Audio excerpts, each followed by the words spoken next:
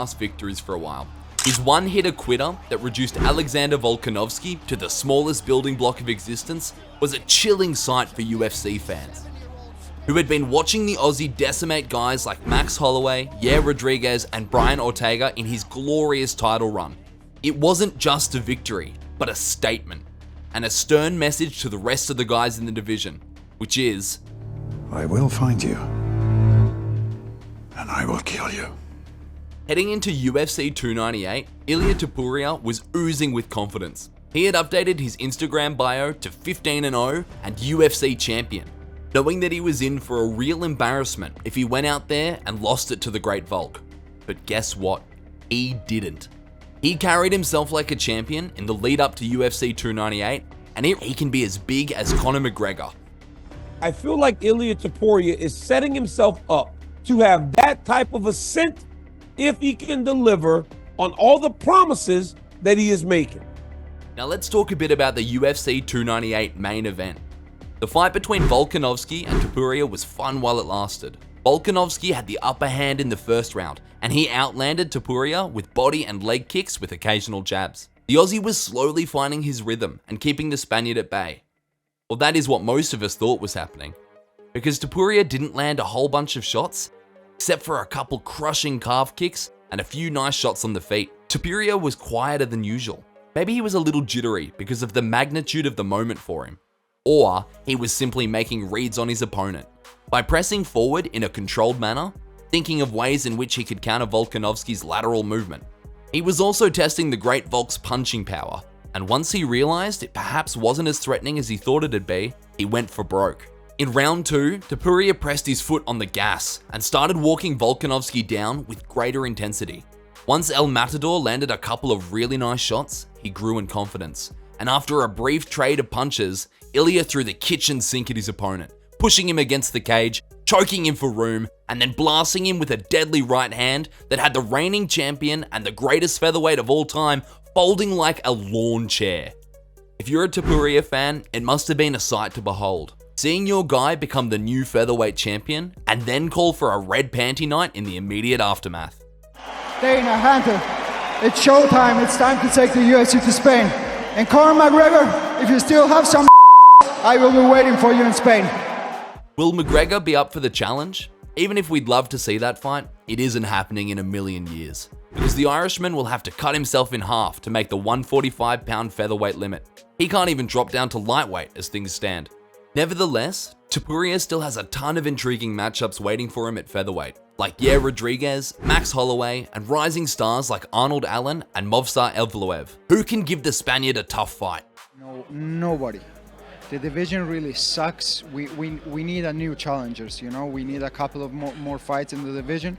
So we'll see what's going to happen in the future, and hopefully we're going to have some clear challenger. But right now, there is nobody. Let's quickly recap Topuria's rise to a title shot to understand just how well-rounded and brutal this little wrecking ball of fury is. Topuria started off as a grappler with a Greco-Roman wrestling background and a Brazilian jiu-jitsu game that was above average. In his first professional fight, El Matador put his BJJ and wrestling on display by taking his opponent down seconds into the fight and submitting with a gruesome triangle choke. Topuria's second career victory was even better. Seconds into the fight, he burst forward with a takedown, secured it, and then mounted his foes back in a blink. Within the next half a minute, he locked in a rear naked choke and cut off the blood supply. It was an exhibition of Topuria's strength, explosiveness, and his ability to transition and find himself in dominant positions without breaking a sweat. Topuria's third fight was a walk in the park as well. He took his opponent down a couple of times and then forced a tap with a rear naked choke. In fact, all of his first 7 wins from 2015 to 2019 came by way of submission, but hard without losing his form. For the first time against Stefan Goncalves. The fight between the two took place at Brave Combat Federation in 2019. It lasted 3 minutes, and for half a round, Goncalves defended himself on the ground. Then, Topuria backed him against the cage and absolutely melted him with a wild swing of his right fist. The KO was almost like the one against Volkanovski. He pushed his opponent against the cage and then sent him to the Shadow Realm with one big strike, which seems to be his modus operandi. If you're a UFC featherweight, just don't trade in the pocket with him. especially with your back against the cage. Damon Jackson was Topuria's first UFC opponent to make that mistake. Look what happened. Despite the size difference between the two, Topuria continued to launch bombs when he fought Jackson in 2020 and started pressing the action as soon as he connected with a few good shots. The next thing we know, Jackson is backed up against the cage and taking big shots to his chin, with a piston of a right hand making him fall like a house of cards. Jai Herbert saw the worst of Topuria when they met in UFC London, where Herbert's kick that dropped Topuria was the only moment in his career when he was stunned and looked vulnerable. So his critics were using that to call him a glass jaw and whatnot in the lead up to he's proved it on more occasions than one. It's very much like when Khabib got caught by Michael Johnson, and that one moment of vulnerability was blown out of proportion because he was so dominant. After taking out Herbert, Topuria decimated Bryce Mitchell, on the mat, on the feet, everywhere, and then brutalized Josh Emmett by producing a striking clinic against the crafty veteran. With an already impressive resume before UFC 298, Topuria's victory against Alexander Volkanovski puts him up there with the best fighters in the world, with his competitive advantage being his polarizing personality.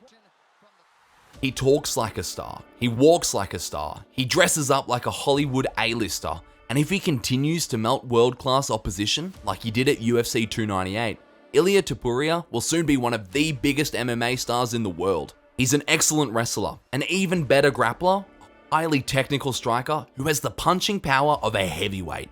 He's not just good, he's the best featherweight in the world until proven otherwise. Who do you think that Ilia Topuria should face next?